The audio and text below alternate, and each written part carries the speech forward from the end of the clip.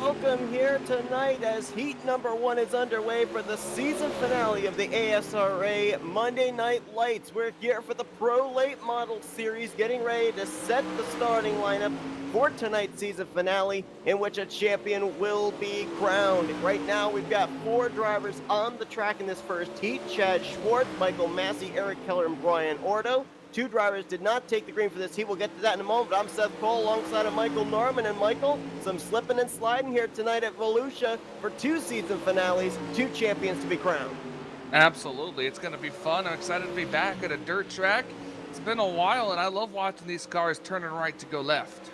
Yeah, Schwartz right now has the commanding lead. Michael Massey and Eric Keller battling it out for second place. Keller second in the points coming into this evening's festivities. 2 drivers that did not take the green in this heat: Curtis Uphoff and Davin Cardwell. Hopefully they'll make it for the main event. Brian Orno started this race from the pit lane. He right now runs in the 4th position, and we know, Michael, that if we end up having all the drivers that were in practice take part in the main event, right here we're basically having the battle for who's going to start in the pole. Absolutely, and out of these 3 cars, you got Chad Schwartz, who's just taking out to a commanding lead right now. He's going to lead them through 3 and 4, and he will be coming around to take the checkered flag. Michael Massey crosses second, Keller in third, Brian Ordo in 4th. And I'll tell you one thing that I noticed here already, a difference between the late models tonight, Michael, and the sprint cars that we covered their finale last night. These drivers here tonight, it's almost like the cars look rather sluggish going into the corner, somewhat lower speeds, which is leading to the fact that most of them are running the low to middle line. Nobody, at least in that first heat, ventured way up there to the top. You're right, and you can see the groove mostly in the track is about that low to middle lane, but I'm sure if we get enough cars on the track, eventually the outside lane is going to come into play because you can get a better run off of the corner with it. We're also going to have to see here, as we saw in last night's Super Sprint races, that if more and more drivers migrate to a certain lane, how many drivers are going to be willing to change up their line to try and make forward progress? Looking just moments ago, when Michael Massey and Eric Keller were battling with each other, it almost seemed like the one just couldn't find any place where he was a little bit better than the 12 to make a pass. We'll get a little bit better of an idea here, though, because all 6 drivers in the second heat will be taking the green flag for this 6-lapper. It'll be Scott Schroyer lined up on point alongside of Martin Karch, Brian Hogue, Scott Munksgaard in row 2, Scott Dobbs, and Steve Robbins going to complete the 3rd and final row. Martin Karch here tonight would love to be able to go to victory lane. He comes into this race 10th in the point standings. He is the outgoing champion, not in the hunt for the championship here this season, but still looking for his first win of 2020. All these cars in their pretty schemes going to get all dirtied up because that's what happens on dirt tracks. It's going to be slideways all the way around this racetrack, and it's definitely going to be fun. Actually, it's one of my local short dirt tracks. I'm going to pick your... Oh, sorry, I was just going to say, I'm going to pick your brain for a quick moment here, Michael. We saw in last night's race, the driver that started on the pole position for the main event did not lead the first lap. It was the driver that started on the outside of the front row. That's what's going to be determined here in this heat, but based on the fact, as you already commented on, that the racing groove seems to be the middle to low line right now, is that an advantage for these drivers, whoever wins this heat? Yeah, it's like I said, the outside lane gets the better run, as you can see here. The inside lane, you have to play with the throttle more than you would on the outside lane. The outside lane, you can kind of nail it, as you can see. Watch, if you can get the run though. It's not always the preferred line, but it's the lines vary much in how much you're having to turn left. Pretty much on here. We had a battle for 3rd between Scott Munksgaard and Brian Hogue. That's somewhat settled out as Martin Karch continues to put the pressure on Scott Schroyer. Loses a little ground out of 4th. That brings Munksgaard to his inside. Now the 33 blinking out of our session. Hopefully if he reappears, it's not inside another car. He does reappear, but he reappears in 3rd. Keeping an eye out here on the leader. He's going out. Just look at the way these cars just kick it sideways to try to get through these corners. Scott Schroyer comes into this race sixth in the point standings. He is still looking for his first win of the season. As almost contact, there may have been some contact for third between Monksgard and Scott Dobbs, again almost making contact through 1 and 2.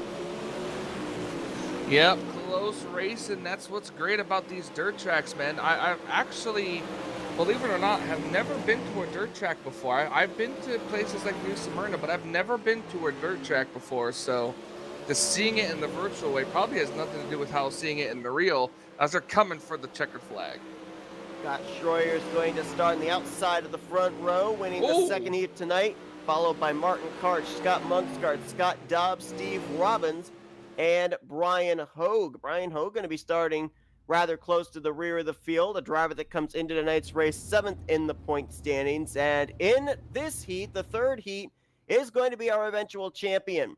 The most that a driver can make up in tonight's event, I do believe, is somewhere in the vicinity of 45 points.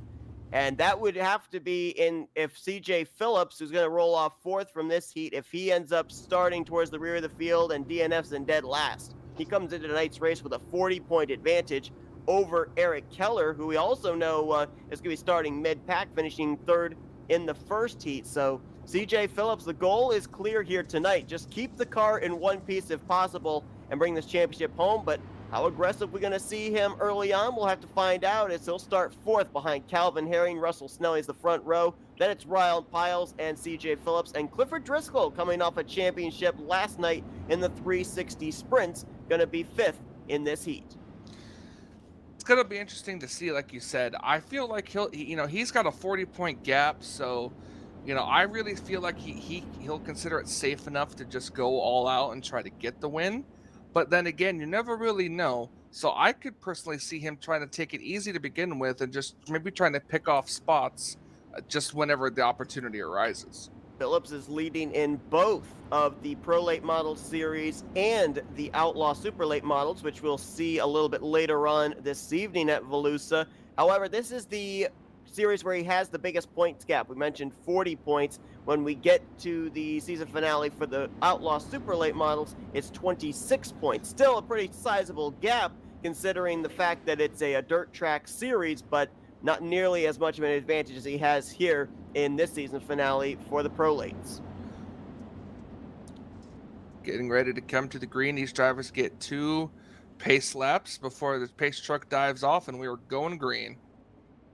Calvin Herring going to get us underway. Russell Snelling's in that bright white 111, the 111 on the top side, and right behind them, that is the 6 of CJ Phillips, trying to see if he can get himself good starting track position. This heat will determine the race winner, starting third in the main event is Phillips, trying to get that run on the inside line of Snelling's. And we should bring up as well here, Michael, these drivers, they're going to be starting the main event with a brand new racetrack. The trucks will go out there, water this thing up a little bit more, but these guys all have a random drawing in which heat they're in, which position in each heat they're in. And these guys here in this third heat, they're going out there on a track that's been rubbered up from the first and second heat. Yeah, and that's very true. Like you said, it's been from the previous cars out there. It's been, I wouldn't really say rubbered up because it is dirt, but a groove has definitely been formed for these drivers to take, and that's all going to go away after this. Seth, I figured it'd be pretty bad luck for a driver to bring an all-white race car to a dirt track, because I don't think it's going to be the same color at the end of the race. Yeah, absolutely. You'll definitely see that car get dirtied up. Might be a nice off-white tan color by the time this race Look at this is battle over. for second place. This is crazy. Whoa, Driscoll stuck his nose in there going into three a wide. slide job. He's going to get the position. He does. He clears, and he'll have the outside advantage here through 1 and 2. Snelling's trying to battle back. He almost got jacked up from behind by Driscoll as Calvin Herring, I don't think he was even looking in his rearview mirror. He'll glide through 3 and 4. He's going to start third in the main event, winning the third heat. Phillips in second. Snelling's, Driscoll, and Piles will complete the rest of the heat. So I believe that CJ Phillips is going to be starting sixth for tonight's main event. These drivers now getting set to figure out where they want to run for this main event here tonight. I believe we're going to have a total of 17 drivers scheduled to take the green flag. These drivers now heading out there for a 2-minute warm-up. So, Michael, we had the opportunity to be able to look at these guys out there. We had 5 drivers in the 2 heats, 2 and 3. We had 4 drivers in the first heat, even though we were supposed to have 7 drivers take the green flag. So what's some of the takeaways you saw there that you think are going to be applied to the main event race now? Well, I'll tell you one thing for sure, and if it's anything like we saw from the last race, when the track gets grooved in, it's going to be all about the slide jobs and diving it off into the corner. Me and you, we have both raced on the dirt tracks before in many different series, and so we both know what it takes when you dive it off into the corner. How if you just the slightest little too much turn, and you're gonna lose all that type of speed and all that momentum. So this 2-minute warm up could be exactly what these drivers need to kind of practice their diving it off into the corner for a slide job technique type thing. Because you also got to watch out for cars coming out on the track like we just saw back here. A couple of cars getting together here.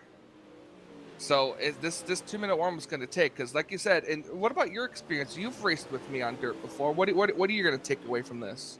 A couple things that I'm going to definitely be taking away. Number one, who's going to be that brave soul to go up there to that outside line? Because we saw, at least early on, with the fresh racetrack, everybody migrating to that middle to low line. Whoever goes up to that top side first, they're going to probably reap the benefit of getting that groove rubbered in and make the forward progress. Everybody else will have to rely on the rubber they lay down. Another thing I'm going to be a little bit worried about, and this goes back to last night's super sprint races. I was watching CJ Phillips in his heat, how low he was running down into the corners.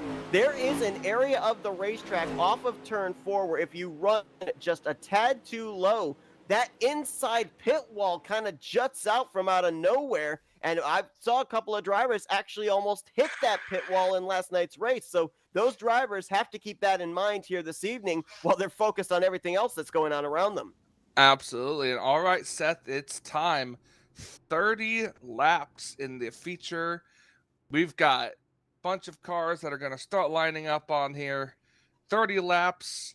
Not a lot for this dirt track here, but I bet you any amount of money those 30 laps are going to be exciting. I bet they definitely are as well, and I'm hoping I'm saying this correctly. In last night's sprint races, the caution laps do not count. I believe tonight with the late models, the caution laps actually do count, so this race is going to fly by. So anybody that qualified towards the rear of the field, not going to have a whole lot of time to work their way up to the front to try and win this season finale. We do have a couple of points battles that are going to be going on here to end out the season. Scott Munksgaard is 5th in points over Scott Schroyer, and those two are separated by only 2 points. Michael Massey, 8th in the standings, only 5 points ahead of Brian Ordo. And keep your eye on this pole sitter here, Chad Schwartz, because he's 11th in the points and he has won 2 races this season, joining Clifford Driscoll and our points leader CJ Phillips, multi-time winners. He'd love to be the number 1 guy at the top of the statistics in terms of win, the only driver with 3.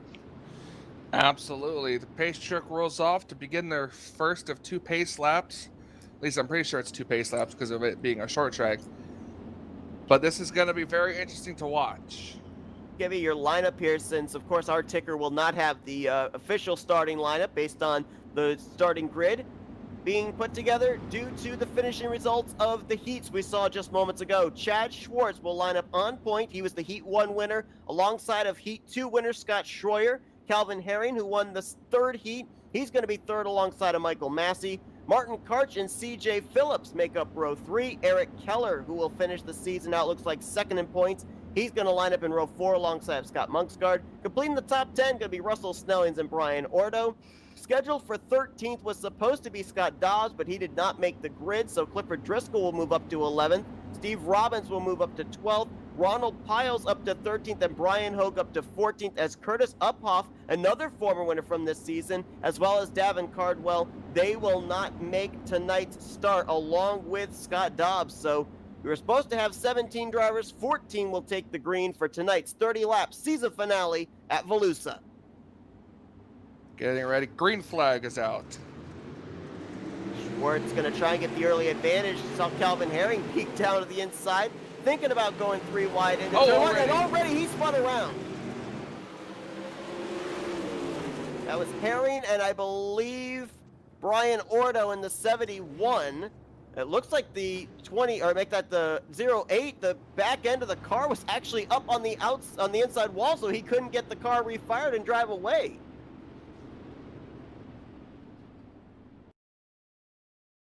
Go back and see what happened here.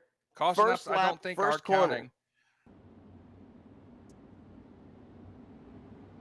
So it would be 30 green flag laps if the caution laps are not counting. And let's see what happens here to Calvin Herring. And does he get help? No, that thing just loops around. Gets Martin Karch. He got Scott Monksgaard as well.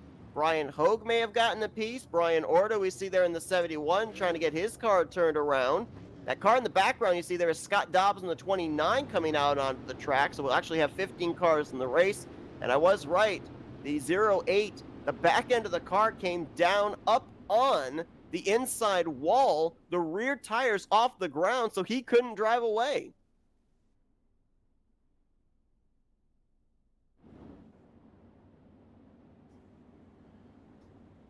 And you are correct, Michael, that caution laps are not counting. So it will be 30 green flag laps for these drivers here tonight. So a little bit of extra time there for drivers that started towards the rear of the field to be able to work their way up.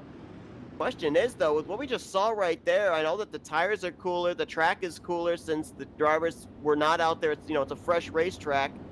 Are we going to see more drivers struggle on that inside line on these restarts and maybe see more cautions here early on than we originally expected?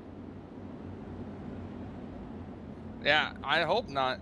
This is good. I hope these drivers will be able to get these 30 laps in pretty good and make it exciting for us and everybody watching here. So nobody wants to watch a bunch of these guys going. But here we go, back to green flag. At least the caution laps are short, and we're back going. Yeah, they do not last long as we're already 3 wide. That's for the 3rd position.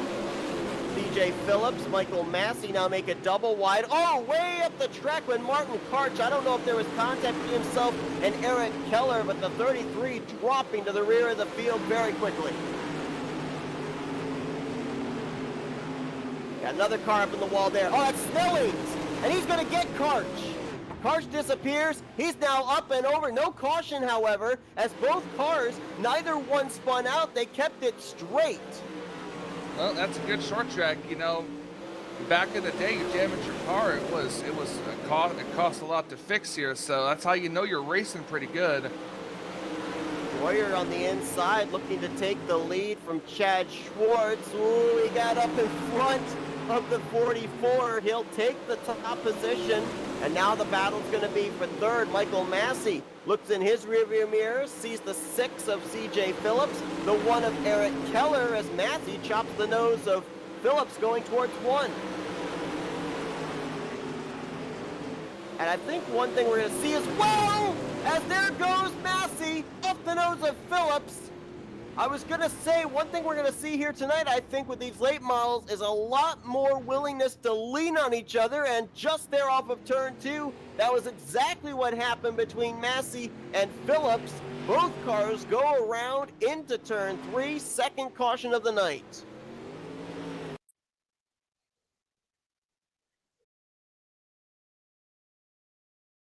Go back and take a look at a replay of this one, as we basically saw it happen live. I'm not sure.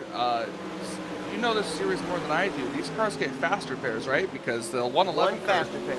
Yep, so the 111 just used it, and he's all right. He seems to be all right now. He's going to kind of scrolling up through the field here. CJ Phillips is on pit road now. He's making a quick stop. Must be topping off or something. Might maybe be using his fast repair, and that is the case. Snellings, Driscoll, Phillips, and it looks like Scott Dobbs. Actually, no, correct that on Scott Dobbs. Dobbs actually came off of pit road. So actually it's Snellings, Driscoll, and Phillips have all utilized their fast repairs at this point in time, as the 29 of Scott Dobbs is now back down the pit lane.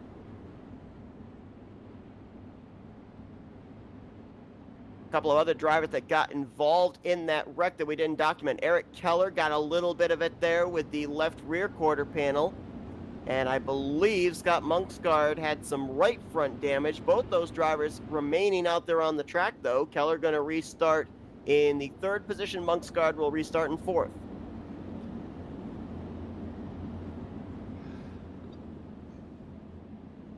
Six car down to the inside there, getting ready for the restart. Doubled up, pace trucks in, green flags back out, and the 6 just dove it underneath the 1 right on the restart.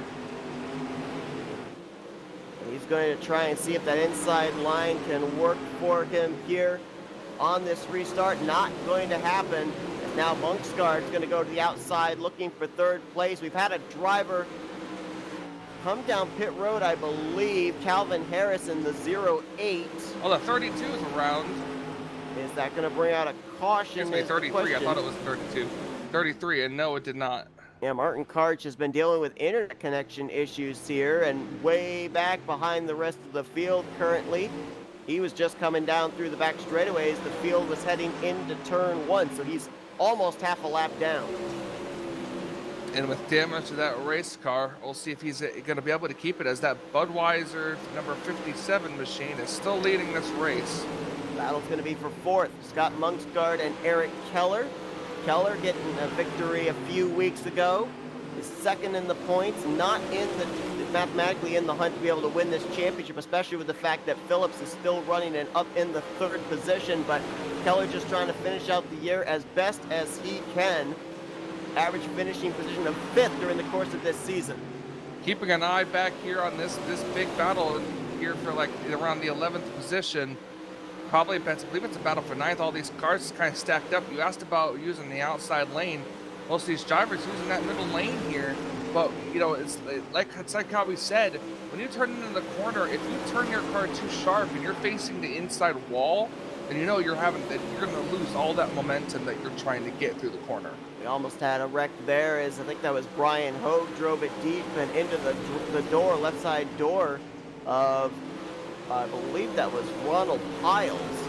They were able to keep it together. Oh, wow, someone got the wall hard up there. I think that was Michael Massey in the 12. That's another thing we're going to have to keep an eye on here tonight that the Super Sprints dealt with in last night's events, is coming off of turn 2. You want to get back to the throttle as soon as possible to have that straightaway speed, but if you do not exit out of turn 2 correctly, that steel guardrail on the outside of the back straightaway is there to get you. Yeah, absolutely. One way or another, there's something that's going to jump up and bite you. Battle for the lead might be heating up, possibly. It's about half a second between those two as Scott Dobbs.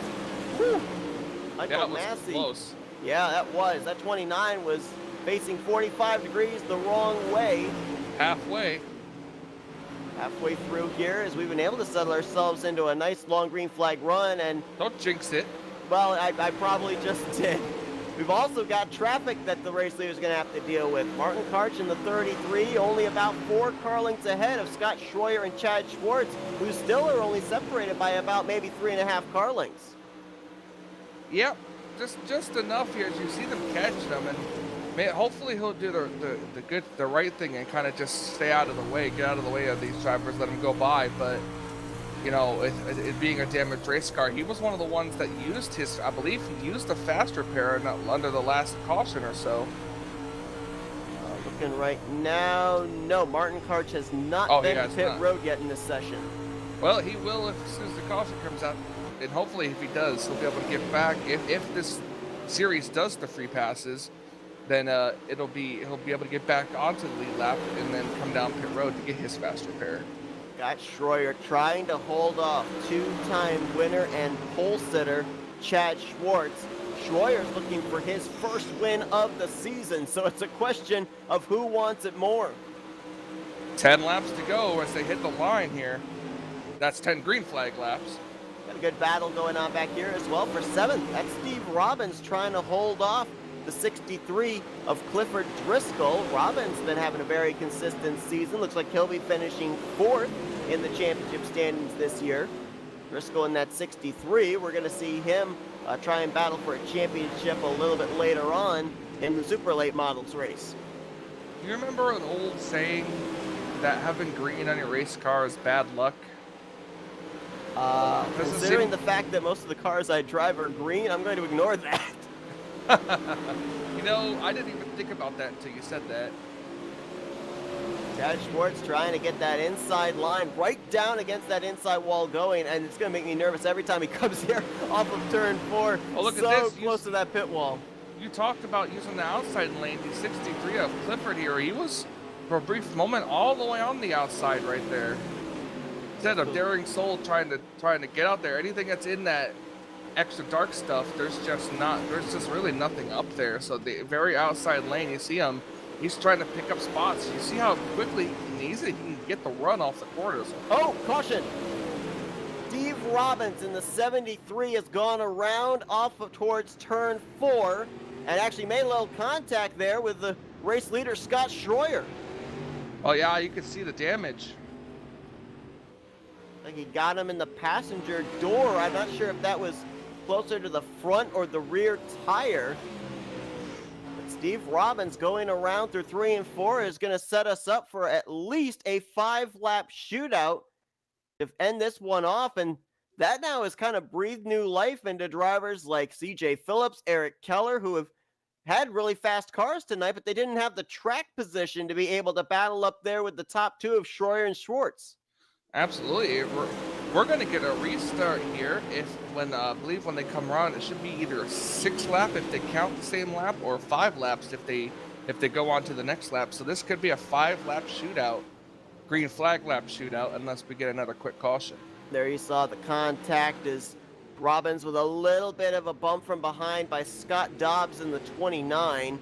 It looked like for a brief moment he was actually going to be able to save it, but that thing just looped around. Caution comes out, setting us up for what I believe is going to be a 5-lap shootout. And just to let everybody know as well, in case you didn't tune into last night's festivities, if these drivers come around, if the leader hits the line for the white flag, we race back to the checkers. But if a caution comes out prior to the race leader hitting the line for 1 to go, we do have a green-white checkered at our disposal. So this could potentially not be the final restart of the night, as it looks like Scott Dobbs in the 29 came down and he took on a fast repair. Martin Karch, 33, is finally taken on a fast repair as well. Yeah, Ryan Orta has done the same as Steve Robbins. He got back on the lead lap, and the restarts have been changed to single file now. That's correct, yes. If we work more than 3 cautions, it's single file restarts. Calvin Herring, we saw him spin out in the very first lap. He's out of the race at 15th. Michael Massey just took his number 12 to the garage area moments ago as 5 laps to go, and we are 3 wide for 3rd. Somehow that settled back out to single file by the time they exited turn 2. Absolutely, that was crazy, and they're still battling it out. Got Monksgard, that bright yellow 44 is in the middle of that. He's got Driscoll to his outside, Dobbs looking inside. See, when someone slides up, that's going to give the car behind them the run off the corners. You see now, here comes CJ Phillips. He's going to try, and he's going to take over 2nd position. CJ Phillips trying to end out the season not only with a win, but with a championship. Oh, no! That was Schwartz in the 44. The pole sitter. And I think some other drivers got collected up in that one. Russell Snelling's in the 111's way back here. Scott Monksgard is way back here. I think they may have gotten pieces of that one. Yeah, I saw when he entered the corner, he entered it really low. And when you try to slide, sometimes your car just slides a little too much.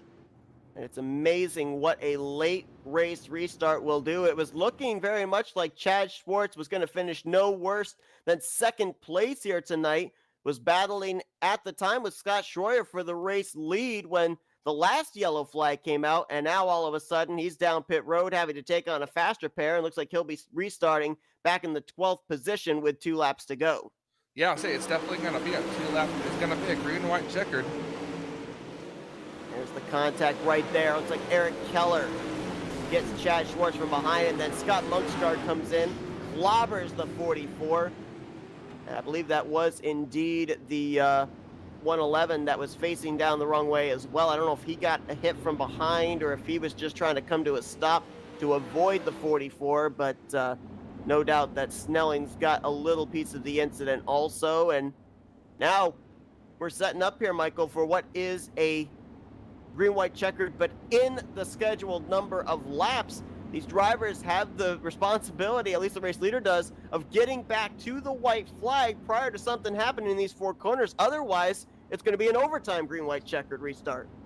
We'll see. I feel like these drivers will be able to at least get to the white flag before something happens, but my money's going to be on CJ Phillips here. I can't wait to see how good of a, if he can get a good restart, if he can get around that 57. He's going to definitely make him fight for it. I mean, CJ Phillips, we already talked about 40 points plus coming into this race to win this championship, but how about these statistics? 2 wins, average starting position of 5th, average finishing position, no worse than 2nd, as the green flag is out here for an in-game green-white checkered. In regulation, green, white, checkered here. Let's see, I'm trying to see if he can get up there. He's going to ride the outside. He's going to be able to get the run off the corner. Let's see if he can do it. The white flag, 1 lap to go. Phillips already has locked up the championship, but he wants to end out the season with his 3rd trip to victory lane. Schroyer's looking for his 1st win of the season. He's got 3 car lengths into 3. Absolutely coming off the corner. It's going to be that 57 of Scott Schroyer taking the checkered flag. How about Scott Schroyer? Started this race from the outside of the front row, and he is going to take it here. His 1st win of the season in the season finale at Volusia. The fireworks erupting on the back straightaway, and Schroyer, for the first time here this season in the Pro Late Model Series, is going to get to burn it down and create a dust cloud. Absolutely. I see race winner lining up here. Champion in 2nd place. And then there's 3rd place also up here. That's cool. Little top 3 right here. Phillips in 2nd, the champion, Eric Keller, who's going to finish 2nd in the championship standings, finishing 3rd. So both those drivers have had such consistent seasons, and they're going to finish with podiums. Clifford Driscoll and Scott Dobbs, your top 5. Dobbs had early issues, started the race from pit road, and the driver that came in 3rd in the championship standings is going to be able to eke out a top 5. That's incredible. How about Brian Hogue? I think he started shotgun in the field, and we saw Martin Karch deal with connection issues, went a lap down, but got the lucky dog on the last yellow flag. He's going to finish 7th, so we had some comeback stories here tonight as well. Absolutely. You know, you got to take the positions when it's possible, and it was possible, and he took them. Great run to finish into the top 10, despite everything that happened during the race. Obviously, there were drivers that wanted to end the season out on a high note. That's not going to be the case. Chad Schwartz was looking for his 3rd win of the season, started on pole. He's going to finish back in 12th. Scott Monksgaard back in 13th. He was 5th in points coming into tonight, and I believe this drops him to 6th because Scott Schroyer was only 2 points behind him and wins tonight's race. Michael Massey, tough break there for him as he'll finish in 14th tonight in the garage area, along with Calvin Herring, Curtis Uphoff, and Davin Cardwell. They did not take the green flag here for this main event. Now, normally we interview our top 3 from 3rd to 1st, but we're actually going to go a little bit out of order here due to the fact that we're going to be interviewing CJ Phillips as the champion for the Pro Late Model Series. So let's first go down and get a word with tonight's 3rd place finisher, the runner-up for the championship here, Eric Keller. Hey, Eric, it's Michael and Seth up here in the Flatout Racing Network studios. You got us? Yep, gotcha. Man, what a crazy race right there. We saw that these late models able to use every bit of this racetrack, the top, the bottom, the middle. As a matter of fact, so far down the bottom, I thought a couple of cars were going to hit that pit wall coming off of turn 4. But one thing that I noticed here tonight as well, it seemed like these cars did a lot more searching for grip than we saw the Super Sprints do last night. What led to that? Track kind of wore in, a little weird. It was all basically one line or a slider line running up top. Bottom kind of wore off a lot quicker to where there just wasn't grip down there to be faster than the top. And so it was really just, once you got out of traffic, you could start searching and moving around. This is the third time in the past 2 nights that we have seen a caution come out in the closing stage of this race and line everybody up for a late race restart. You were lined up third there. You've been able to kind of gauge yourself to those other three on that long green flag run. What little more do you think you needed to be able to maybe get up there, take second, or even this race win? Well, I got damage on the first lap, and I decided not to pit, so I had 2x, and it really killed me on the starts, but it took me a couple laps to start reeling in the second place guy, and I feel like if I could have kept my nose clean, then it would have been a little different. Well, great run for you here tonight, Eric. A third place performance to cap off the season. You finished runner up in the points here tonight as well with a victory this season. So, congratulations on a job well done overall. We're going to turn the microphone over to you now. Let's do some shout outs. I just want to thank Ken Skins for some awesome paint jobs he does. One Shot Scrap and Recycling. They sponsor a lot of our events. Swartz Speed Shop, Westside Signs, and iRacing iFlag helps us get everything done. That's Eric Keller, finishes third place here this evening. Congrats on a great run here to cap off the season for the super late, or the pro late models, I should say there, Eric. And I know that you're moments away from climbing into your outlaw super late models, so good luck over there. Hopefully we'll talk to you again here tonight. Appreciate it. Thanks for the broadcast. Let's see if we can now get our race winner down in victory lane. For the first time this season, it's Scott Schroyer.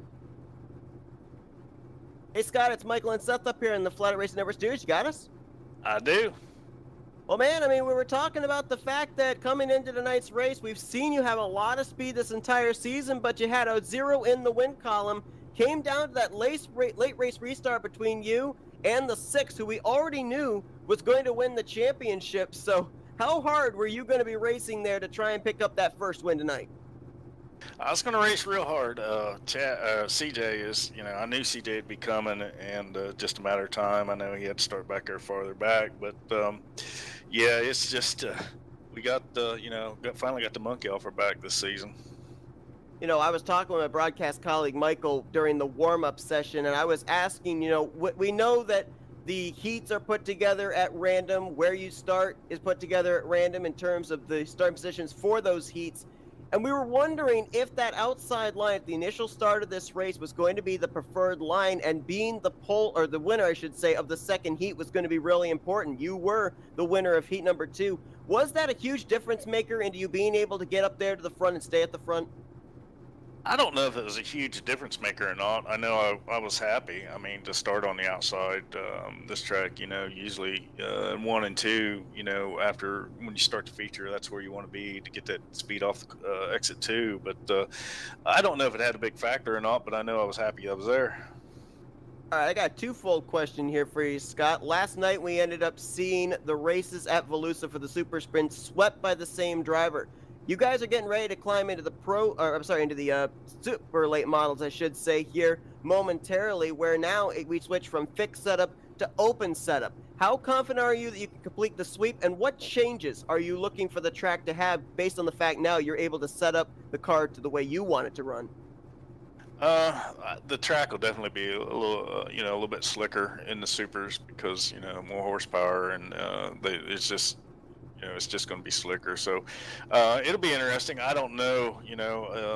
The supers aren't really my forte. I kind of like the pro lates a little better, but we'll see. But I can guarantee you, CJ and Clifford and those guys, Chad, if he runs it, will be tough to beat in the supers. Well, a great run for you here tonight, Scott. As you said, finally getting that monkey off your back, your first win of the season here for the Pro Late Models. What a way to end off your season as well. This not only gives you your first win of the season, but moves you up to finish top 5 in the overall point stand. So congratulations on that. Thank you. Shout out sponsors. What have you got? First of all, I'd like to thank 3D Racing. They're a good group of guys over there.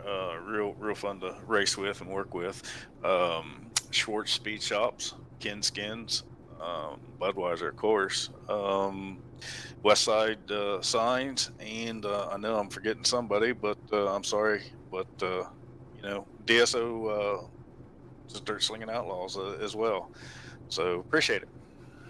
Well, that's Scott Schroyer. He goes to victory lane here tonight for the Pro Late models at Volusia. We look forward to seeing if we get to talk to you again here tonight, maybe sweep the weekend here for the season finale. But go enjoy your victory and look forward to seeing what you do here just momentarily in those Outlaw Super Lates. Thanks, guys. And let's get a word with our second place finisher here tonight and your champion of the ASRA Pro Late Model Series. That is CJ Phillips. Hey CJ, it's Michael and Seth up here in the Flatout Racing Network studios. You got us? Yep, got you, man. Well, I mean, you came into this race 40 points to the good over the second place competitor, so you knew that the championship was pretty much wrapped up at that point. Did that take the pressure off of you to just go laser focus here tonight and try and pick up another victory? Yeah, I mean, definitely with this race, I kind of felt like as long as nothing crazy happened, we could come away with the points tonight. But I really wanted to try to win out, but started a little bit further back and got into a little scuffle here and there with a couple people, so I kind of got slowed up for a few laps. But I don't think I had anything for Scott anyway. He was really hooked up as soon as I got up there behind him. I don't think I could have pulled him too much or enough to pass him anyway. You know, it's really interesting because if we look at last night's super sprint race, the drivers that were in the hunt for the championship, they preferred running the inside line. And here tonight, we end up seeing a lot of times you had your 6 car down there as close to that inside wall as possible. Is there something down there that makes it the faster way around the racetrack, at least early on? Or is it maybe the fear of running that outside line since there's steel guardrails waiting for you, especially off of turn 2? Well, you're definitely in the super race next. You'll see people running the bottom a lot more. Usually when it starts to slick off a little bit in the center of the track, you got a lot more moisture down low. So for a good 20 laps, you're pretty fast on the bottom around this track. And then once that goes away, you got to kind of move back up. So the only problem with the pros trying to run the bottom is hard to keep your momentum up. So it makes it really tough trying to pass somebody getting a good run off the corner. You know, we know the difference between the pro late models and those super late models, as you alluded to, a lot more power. And with it being the open setup now, more than likely a lot of drivers going to make their cars a little bit looser to go into the corners. But we even saw some drivers loop it around on their own with the fixed setup. So do we see a lot more drivers slipping and sliding around and being a little bit more out of control when we get to the upcoming race? Yeah, I mean, I think it's going to get pretty slick more than likely. This track usually does that. Not a lot of grip in the slick at this track either. So, it'll be curious to see kind of how the draw works. And, sometimes we get some guys with a little less seat time starting up front, and that can always make things very interesting sometimes. Well, CJ, a great run for you here tonight to cap off your championship in these pro late models, a second place finish. Congratulations on a job well done this entire season. I mean, the statistics don't lie. 2 wins, average starting position of 5th, and average position of 2nd coming into tonight's race. I mean, absolute consistency for you here tonight. Congratulations, and we look forward to seeing what you're able to do here momentarily, trying to go for 2 championships here this evening. But how about shout-outs, thank yous, sponsors? What have you got? Yeah, for sure. I'd like to thank God. I'd like to thank my wife and family. Everybody at 3D Racing. I know we got a top 5 tonight in the pros, so that's pretty cool. Eric Keller, Chad Swartz, Scott Dobbs, everybody over there, man, puts in so much work into the setups in these cars. Just couldn't ask for a better group of guys to run with. Sponsors like iRace and iFlag, Ken Skins, Westside Signs, Swartz Speed Shop, One Shot Scrap and Recycling, FVRN, and just thanks to y'all for putting on the broadcast. Thanks to Michael for putting on this with the whole series and all. It's been a definitely fun season to run. Well, that's CJ Phillips, second place here tonight. He wraps up the ASRA Pro Late Model Series Championship. Congratulations once again, and hopefully we'll talk to you just in mere moments here after the 30-lap event coming up for the super late models, and maybe talk to you as a 2-time champion here in just a matter of a half hour. Sounds good, bud.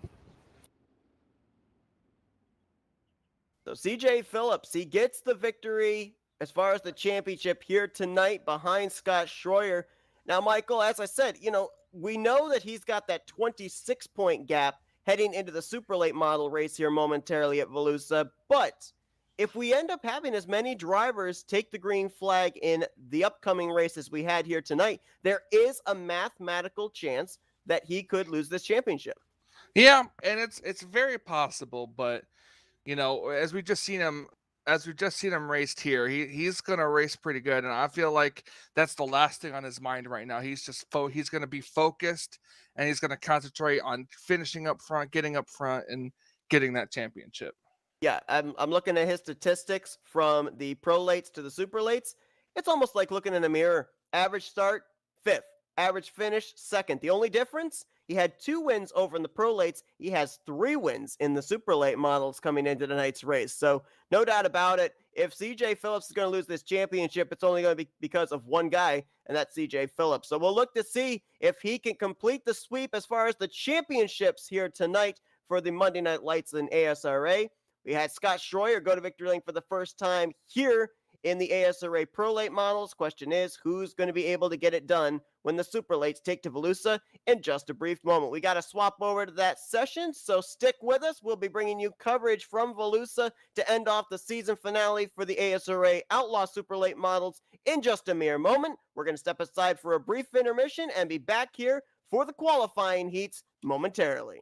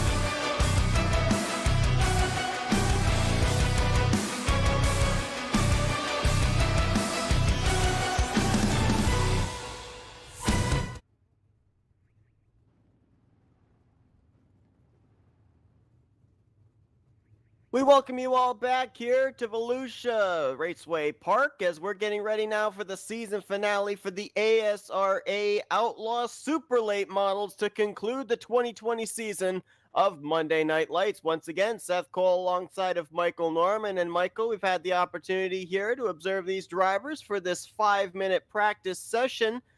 Looks, at least for the moment, like these drivers have got their car set up the way they want to in terms of handling, and they looked pretty steady out there. But at the same time, that was practice. Now we've got the heats in the main event. Absolutely. Just like the last race, we've got I believe it's going to be 3 heat races and with 6 laps each. And there's more cars in this heat race than there was last time. And like you said before, random draw determines who's in what heat. So this first heat is going to be pretty interesting. Steve Robbins going to line up on point for this one alongside of Russell Snelling, Ronald Piles, Scott Schroyer, who took the victory in the Pro Late Models race just moments ago, rolls off 4th. Michael Massey going to complete the top 5. 14 drivers are scheduled to take the green flag here tonight for the main event, which means the most points that can be gained by Clifford Driscoll are 28 points. That's if he wins and points leader CJ Phillips finishes dead last. And Phillips has a 26-point cap coming into this season finale. So it's looking much like, as you said earlier on, Michael, when we finished up the Pro Late Model race. CJ Phillips had a clear strategy, just keep his car in one piece. I think the same thing's going to be said here tonight for the Outlaw Super Late. So more than likely, we're going to be battling more, or not battling, but focusing more on the battle for the win here in the season finale than the championship battle itself. Absolutely, and that should take the pressure, and not a lot of pressure on the champion. As we were talking about this during the break, he's going to be focused. But right now, it's about these drivers. As the green flag's about to come out, there it is for this first heat race. So right there, as soon as they got into the throttle, the car was kind of jumping up into the air. The right side's almost coming off the ground as we're double wide for the lead, double wide for 3rd, and back behind them, Michael Massey waiting to see what's going to happen up ahead of him. You can see the outside lane is the preferred lane to choose, as Russell Snellings is going to take the lead here in this first heat race. Steve Robbins drops back to 2nd, Piles in 3rd, Schroyer right there in 4th. Is driving it deep is Ronald Piles. This might be a little tight coming off of turn 4. And again, they almost make contact there into turn 1 as Piles trying to drive it as deep as he possibly can into these turns and maybe slide up into Robbins, getting him out of the groove to take the spot. But now, look at Schroyer, contact between himself and Piles for 3rd. Yeah, and it looks like it might cost him a little bit. It's the outside lane it's the preferred lane. You've got to dive it in and you've got to slide job it. Certainly not the speed we saw of Scott Schroyer earlier on in the Pro Lates race when he took the checkered flag, as Russell Snellings off of turn 3, I should say. Going to see the white flag this time by. Behind him, though, it's still chaos from 2nd back to around the 4th position. 111's got a good lead right now as he's coming through turns 3 and 4. He's going to see the checkered flag, and he's going to win the first heat race. Russell Snelling's going to be starting on the pole for the main event, winning the first heat ahead of Steve Robbins, Ronald Piles, Scott Schroyer, and Michael Massey. That'll set these drivers up now for the second heat, in which we're going to see Martin Karch start on point. We mentioned back in the Pro Lates race that Martin Karch was the outgoing champion of that series. He actually swept the late model championships last season, and so he will be the outgoing champion as well for the Outlaw Super Late Models. He's going to start alongside of Scott Dobbs, who is 4th in points coming into tonight. Clifford Driscoll, 2nd in the standings, still has a mathematical shot, but it's a very fleeting possibility that he could win this championship. He'll roll off 3rd with Scott Monksgaard and Chad Schwartz completing the top 5. And I have to think, just based on what we saw in the Pro Lates race, Michael, that 44 of Chad Schwartz, he's got a little bit of redemption on his mind, because he was up in the top 2 pretty much that entire race, got caught up in a late race restart, and finished way back outside of the top 10. Yeah, and stuff like that can happen, but you just got to keep focused, keep your head in the game, and not let mistakes happen, and get right up to and try to get up to the front as quick as you can. Clifford Driscoll, of course, winning the championship last night in the 360 Super Sprints, and trying to see if he can be a two-time champion here this season, but he's going to have to wrestle that championship away from CJ Phelps, who had already won the championship here earlier on tonight for the Pro Late, so looking to kind of pull off what Martin Karch did last season and win both of the Late Model Series championships. Yeah, absolutely. Points battles that we got going on here as well may not necessarily be for the championship, but it's really close for fourth place. Scott Dobbs, who's in this heat, he is 1 point ahead of Ronald Piles, who we saw in the first heat. Scott Monksgaard and Scott Schroyer, that battle for sixth in points, separation of 2 points. And it's also close for the 8th position between Brian Hogue and Steve Robbins. It's 8 points rather, separation there as we're underway here in our second heat. And the one thing about these heat races here as well, Michael, for these guys, there's no room for error because it's 6 green flag laps. Any contact, any spins, any wrecks is not going to bring out a caution. Yeah, it's not. And as to see the 33 cars battling a little bit of connection issues, he's taking the really outside lane, and that's not been helping him. He's going to have a battle for the lead here.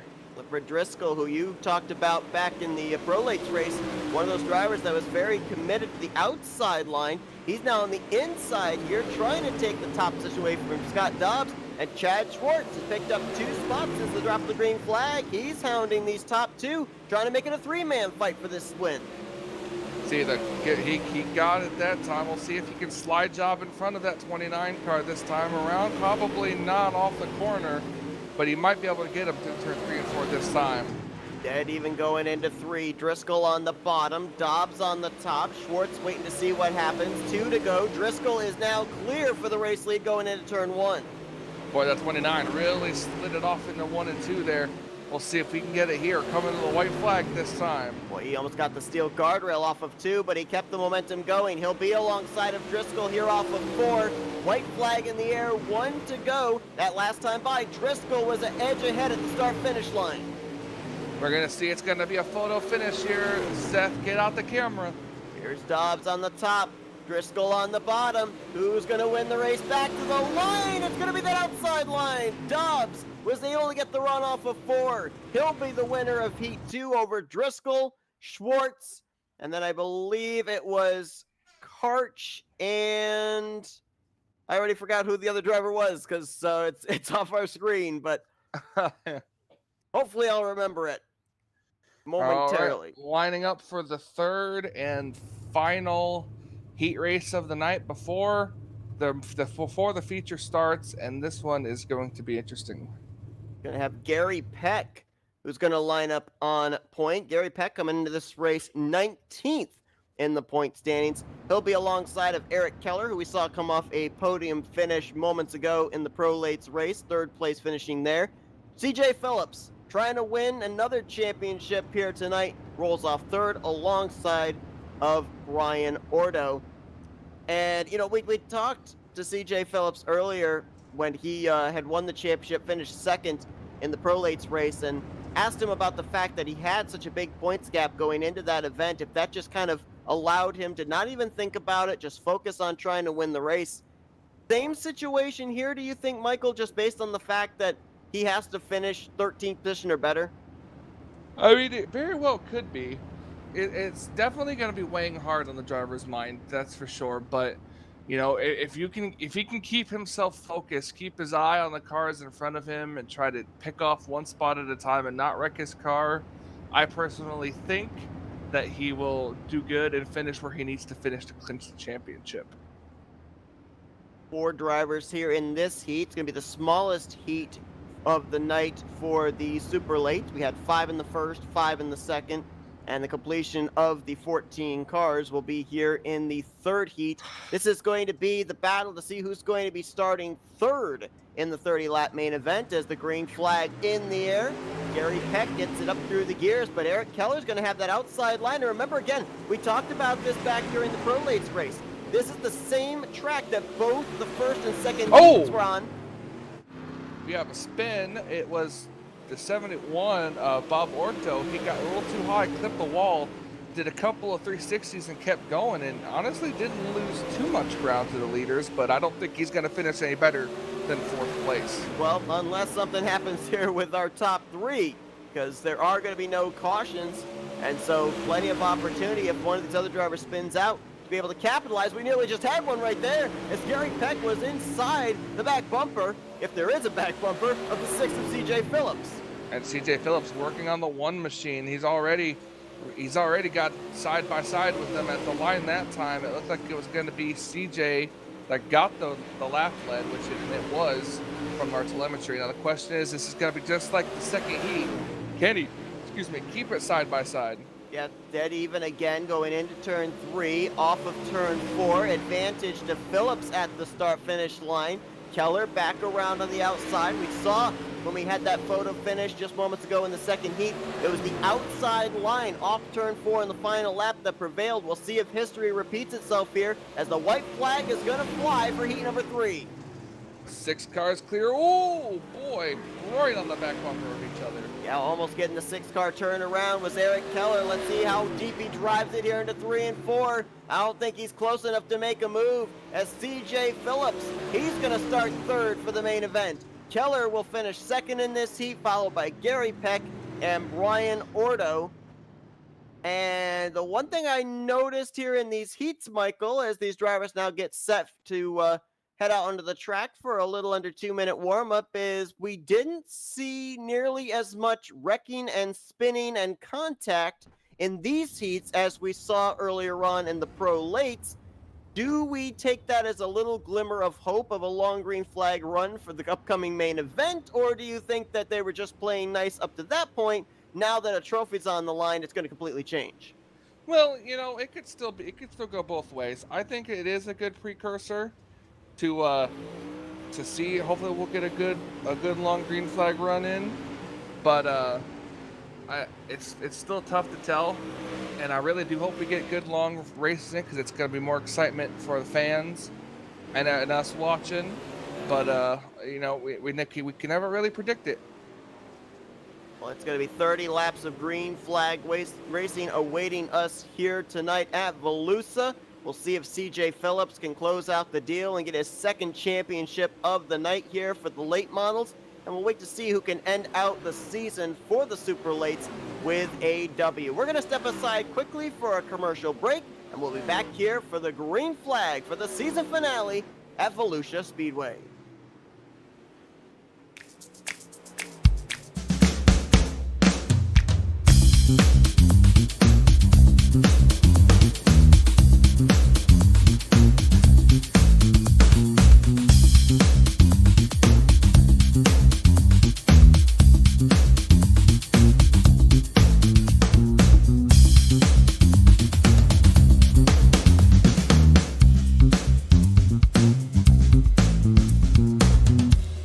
Since the VFW was founded, their mission was really to look out for the veterans community, to make sure that our nation upholds its promise to really care for the service member, the veteran, and his or her family. There are several ways that the VFW fights for veterans today. The top services include disability claims assistance, advocacy on Capitol Hill and with the Department of Veterans Affairs. We also offer scholarship opportunities, and then also volunteerism.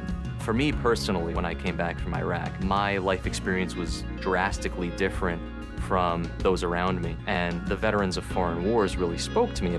The reason I would encourage veterans who have served overseas today to join the VFW is because this is your organization. The VFW is for veterans. Every generation, a new generation of leaders steps up in the Veterans of Foreign Wars and fights for the veterans community. The Veterans of Foreign Wars. No one does more for veterans. For more information on the VFW, go to ahctv.com/sacrifice.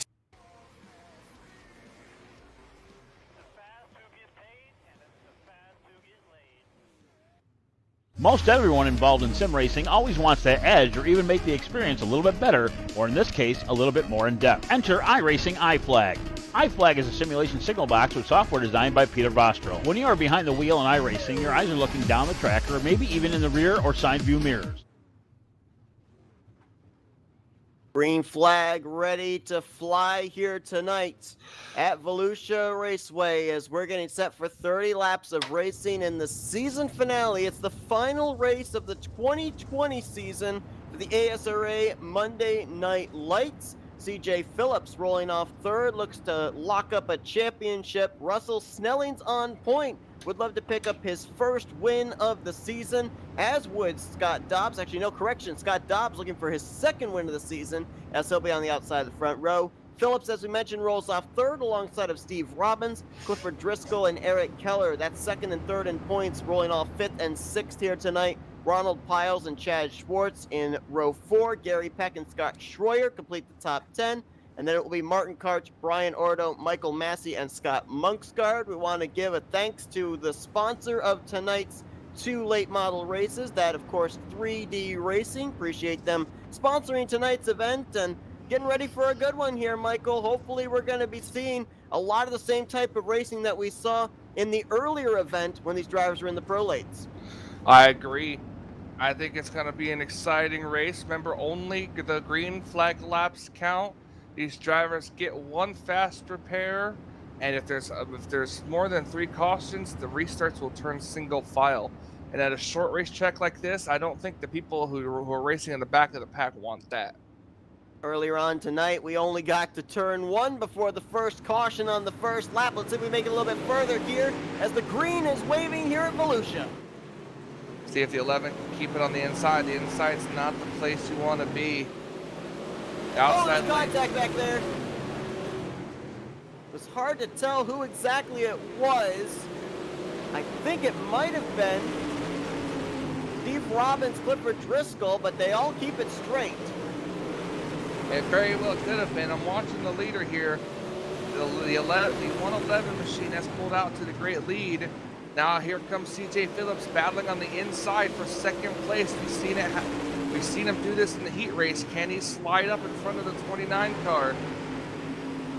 They were almost 3 wide behind him as Clifford Driscoll and Eric Keller trying to reel in this group. They're 3 wide back there. That is still the 073 of Steve Robbins, and I think that he might have been the one that went around bringing out this caution. Yep, the yellow flag. Oh, we got a car upside down, Michael. Gary Peck over there in turn 1. Yep, Gary Peck upside down. He has now been towed back to pit road. I'm not sure what happened there, but it looked pretty intense. I saw briefly, it looked like Robbins was really loose coming out of turn 4. Don't know if that had something to do with it or not. Look at it again. Yeah, he gets Peck in the right rear quarter panel. And oh my goodness, it was Ronald Piles that came in and kind of ramped the 88 of Peck up into the air.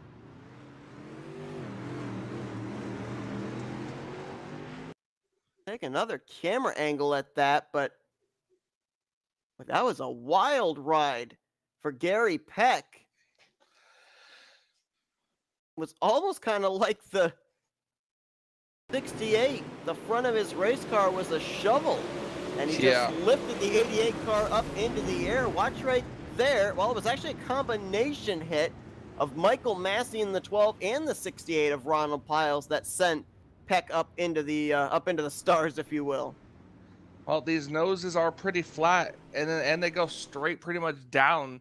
So you're right. These noses of these cars could act like shovels as we're getting ready to go back green flag racing. And you brought up the fact about, these drivers having that fast repair. You can only come down pit road and use that fast repair if your car is on all 4 wheels. We saw Peck was upside down, so he had to teleport to pit road. You have to sit there for the amount of time your tow is going to take before you can even utilize that fast repair. And as we saw last night, you're going to lose anywhere from 2 to 3 laps. And it looks like Peck's not even going to wait for the tow to complete. He's already taken his machine to the garage. He'll finish out in the 14th position here tonight at Volusia.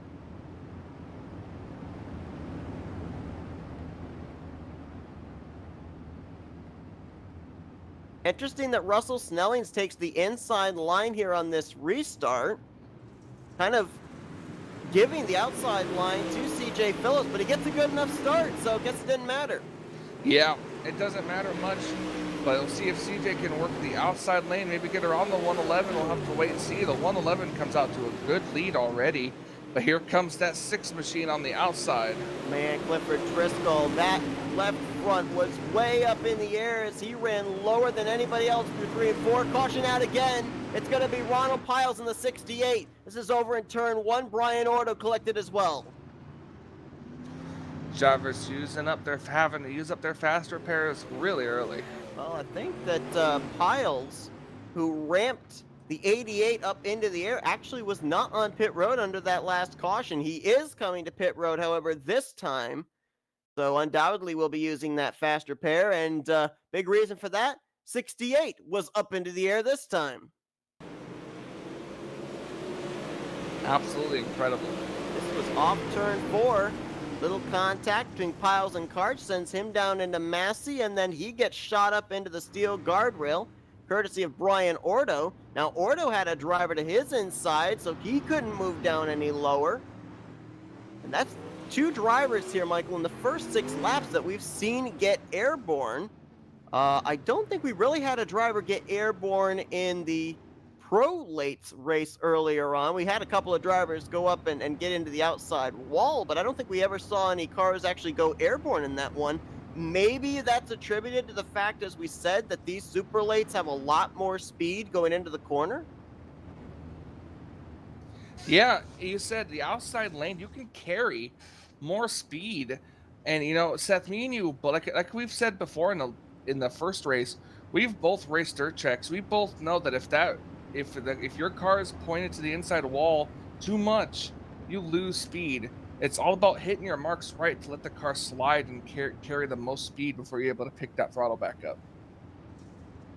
Lights are out atop the pace truck. We're going to go back green. So far, we've completed 6 laps. We're working our second caution. Drivers that came to pit road took on their only fast repair. Brian Order in the 71, Ronald Piles in the 68. So 11 drivers still have their fast repair waiting in the wings should they need it. Russell Snelling's had himself a good jump that last time, was able to hold off CJ Phillips. Let's see if he can do it again.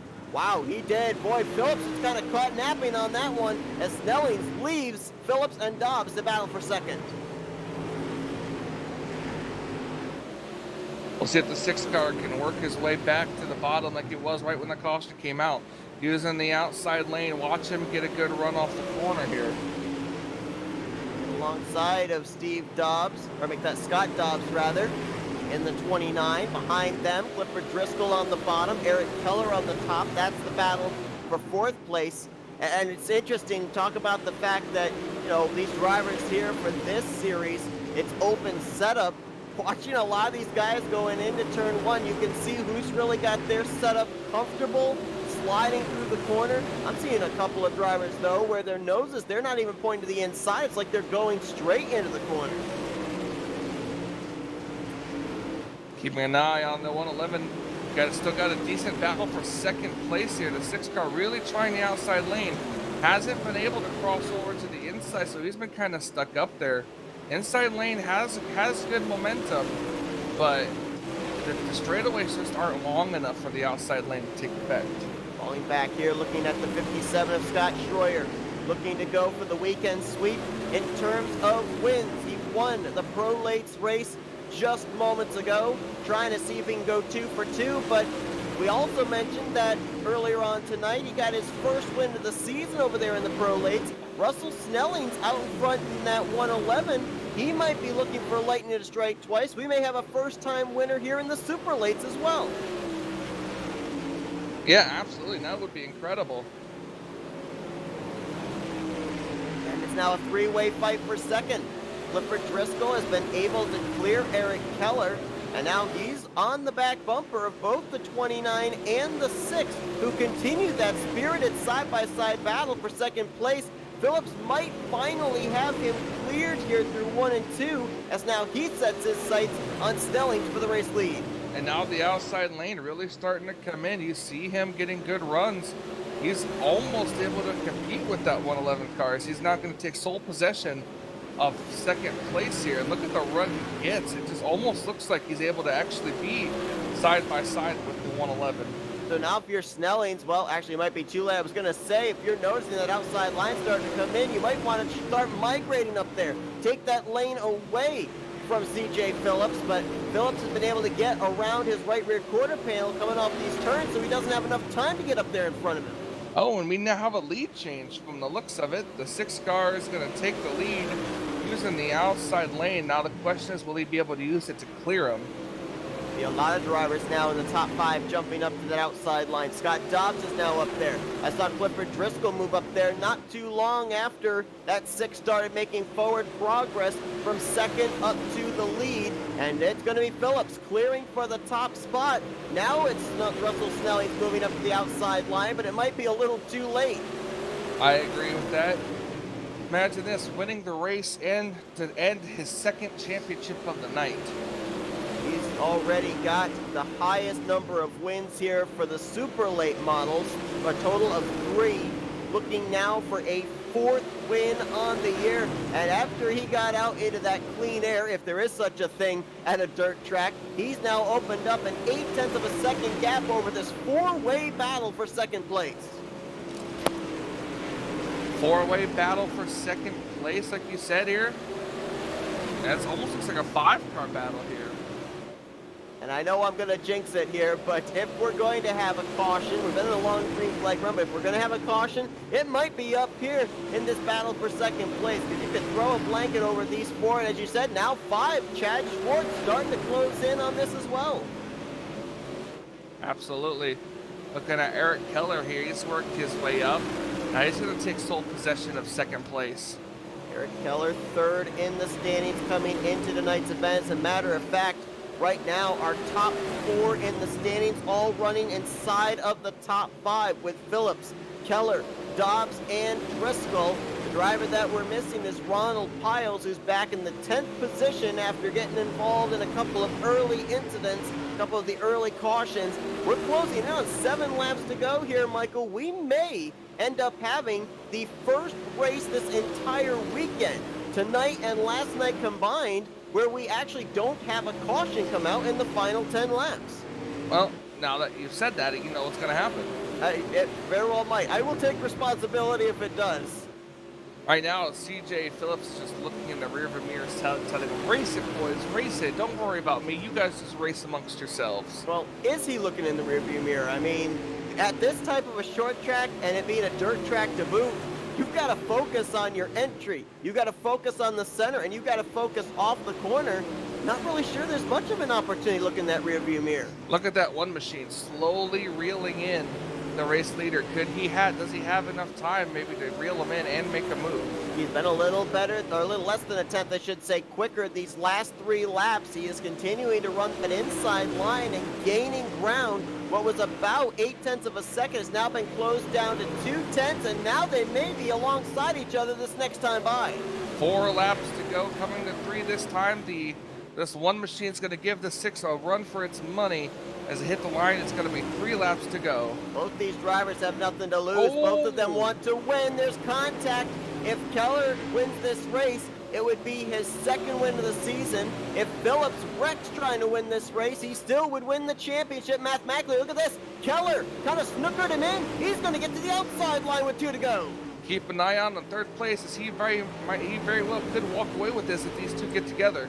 Keller crossed over from the top to the bottom. Now he's going to have the inside advantage going into 3. Let's see what the gap's going to be at the start-finish line. Which line gets it? And it's going to be Keller on the inside. White flag, last lap. 1 lap to go. Keller on the bottom. Phillips on the top. And again, keep an eye on Driscoll in the 63. He's within striking distance if something happens here in the final 2 corners. Oh, the 6 really drove it into the corner. Is he going to get the run off the corner? Oh, No. it's close. No. Yo, he did. Scoring says it was Phillips. Wow. Oh, we have got to see that margin of victory. It's according to what I'm seeing, it's saying 2/100ths of a second. Oh, we got to go back. We got to go back and freeze frame that, because that was almost too close to call. The start-finish line here at dirt tracks, not really all that visible. You have to, for the most part, rely on the flag stand. But we're going to try and freeze it right at the spot where these 2 hit the start-finish line. If it's anything, if it's right where this light pole is, then you could then the 6 car definitely got it. But anything before that, and it looks like it's actually the inside lane that would get it. Oh, wow. Let's see if we can get a clear and decisive view of where that was. I'm going to actually try and freeze frame it. No, I was going to say from the chopper cam. That doesn't give us that good of a view. Let's see if the blimp cam gives it to us here. And again, like I said, you don't have a visible start-finish line really to be able to go off of. And this is it, folks. This is at least with the noses hitting right around the center of the flag stand. This is how close it was. Unfortunately, the blimp cam was at an angle, so it makes it a little bit more difficult to be able to see. But I mean, you be the judge on this one. That is close. Yeah, that's way too close to call. But officially, it says CJ Phillips is the winner of this one. Not only going to get no, maybe not. If I'm looking at the blimp camera from right where I have it stopped at and right about where the start-finish line would be, he is just ahead, just barely ahead. Boy, CJ Phillips gets his 4th win of the season. He's now 2 for 2 tonight in winning the championships. He's won both the late model series championships now and caps it off with a victory as well. I mean, we talked to him about trying to get the championship and the win earlier on the pro lates. He came up just 1 position short, but he got it here tonight. But again, had to really work for it because it came down to hundredths of a second. Absolutely. Take a look at the finisher results from this one as Eric Keller was trying to get win number 2, but he's going to come up just maybe a couple inches short, if that. He'll finish in 2nd. And Clifford Driscoll, 2nd. The points will finish 3rd. Your top 3 in points finish 1, 2, 3 here tonight in the season finale. Scott Dobbs, 4th in the standings, will finish in 4th. Chad Schwartz, Russell Snellings, Martin Karch, Scott Monksgaard, Scott Schroyer, and Ronald Piles complete your top 10. Then the rest of your finishing results. Massey and Robbins finished the race. Ordo was 1 lap down. And Gary Peck, after going up into the air in the early stages of this race, he'll finish out of the event in the 14th position. Let's go down trackside, see if we can get some post-race interviews. Let's kick things off with 3rd place finisher Clifford Driscoll. Hey Clifford, it's Michael and Seth up here in the Flatout Racing Network studios. You got us? Heck yeah, guys. How's it going? Well, man, I know that coming into tonight, it was going to be a tall order with 14 drivers taking the green. More than likely, you were going to have to win this race. CJ was going to have to finish dead last for you to win this championship. But, you know, there was still a chance there. Were you prepared to try and get yourself up there to the front to win this race, just in case that kind of a circumstance happened? Yeah, I mean, I think we were probably a top 3 car at best right here. Eric and CJ, boy, they had a couple good pieces right there. So, and trying to get CJ to finish anywhere in the back of the pack is difficult. So I figured my chances right here were just try and run a clean race and protect the position I was in. You know, we saw that long green flag run happen coming towards the end of this race, and we saw, for the most part, everybody run the bottom, but then it looked like you and the 6 and then the 29 all decided, let's try that top side, and it really started coming in for you guys. What was there that had you guys not really migrate up to the top side, especially early on? Because if we go back to the Pro Lates model race earlier on tonight, you were one of the first drivers to actually jump up to that outside line. Well, the bottom just, it stayed a little bit better for longer, but traffic kind of dictates, and I got myself in a position where I had to find a way around people, so kind of have to pass them where they're not. Trying to do a couple different lines, just try and keep the momentum up once everything got moving there, and it didn't turn out too bad. Well, Clifford, obviously a great season for you overall, nonetheless. 2 trips to victory lane, 2nd in the championship standings, and you finish out the season as well with a podium finish of 3rd place. So congratulations on a job well done. Return the microphone over to you now. Let's do some shout-outs. Oh, heck yeah. This wouldn't be possible without all the guys over at 3D, Sword Speed Shop, One Shot Scrap and Recycling, Westside Signs, JMP Home Inspections, Full Velocity Racing Network, iRacing iFlag, Kane Skins, Custom iRacing Paints. They make the world go round over here, so appreciate all those guys, and appreciate you guys throwing this up on the broadcast. Thank you. Well, that's Clifford Driscoll, finishes 3rd place here tonight. Once again, congratulations on a great way to finish out the season and a great season overall. Thanks, guys. Well, he finishes second place here tonight in the season finale. He finishes third in the championship standings. Let's talk with Eric Keller. Hey, Eric, it's Michael and Seth up here in the Flatout Racing Network studios again. You got us? Yeah, I got you. Man, what a way to cap off the season finale here tonight. A photo finish, 2/100ths of a second. You almost got him at the start finish line there. What little more did you need off of turn 4 to be able to get him? Oh man, if I just had another lap, that's all I needed.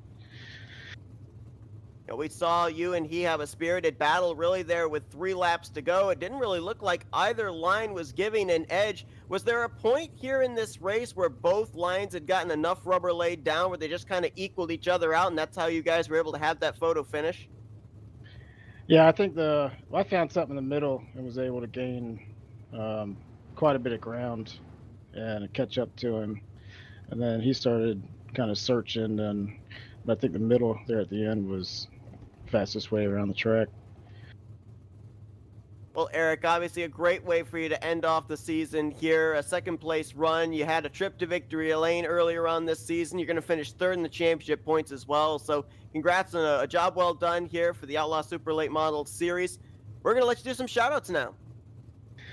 Shout out to Ken Skins for all the custom paints, One Shop Scrap and Recycling for sponsors a lot of our events, Swart Speed Shop, Westside Signs, and iRacing iFlag.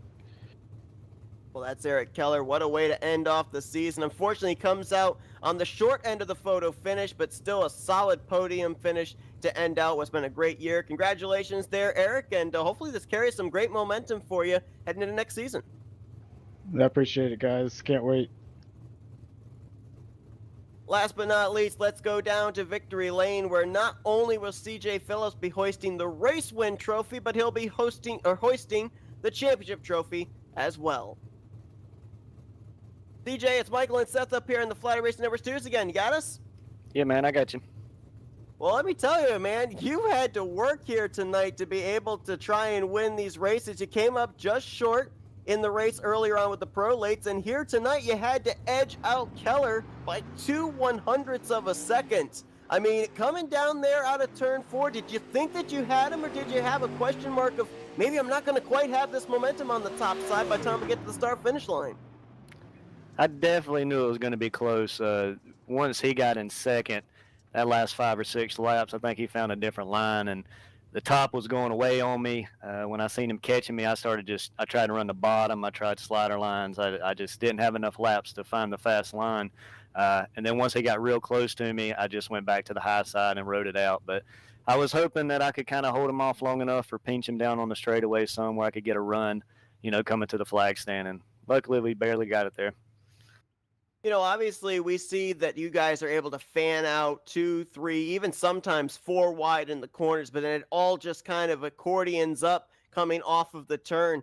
You were way up there on the top side. He was way down on the bottom. Did it surprise you the two of you didn't make some contact coming off of turn 4, just based on the fact you would have to turn left to come off, not hitting the outside wall, and he would kind of push up on that inside? Yeah, I tried to give him all the room I could. I tried to really get up against the wall coming out of 4, but usually you're going to tag a little bit coming to the flag stand like that. So the fact that we barely touched it all was pretty cool. Well, we ended up talking about the fact that Martin Karch is the outgoing champion in both series, end up winning them both last year. You win them both this season as well. So what's your confidence level now trying to defend these championships when you guys head into the 2021 season? Yeah, and it's great to pick up the wins. I like being consistent. I don't always win every race, but I love to win races. But when I can finish, in the top 3 week in and week out, and bring the championships home, that's pretty good. Especially with these guys, a lot of fast cars out there, a lot of good racers. So definitely feels good to bring both of them home. Absolutely. Well, congratulations as well, CJ, on your league-leading 4th win of the season, winning the finale here tonight. Not only get to hoist up that race win trophy, but the championship trophy as well here for the Super Late Models. And for one final time, CJ, we're turning the microphone over to you. Let's do some shout-outs. Sure, man. I'd like to thank God, my wife, family, everybody at 3D Racing. Like I said earlier, everybody putting in so much hard work on these setups. Eric Keller, Chad Swartz, those guys have really brought the team and made us a whole lot faster as a whole. So that's pretty cool to see.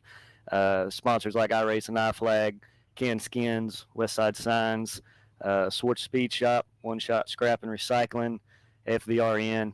Thanks y'all for putting on the broadcast. Thanks to Michael Massey and the league for putting this on, because I think everybody really got to enjoy this league this season.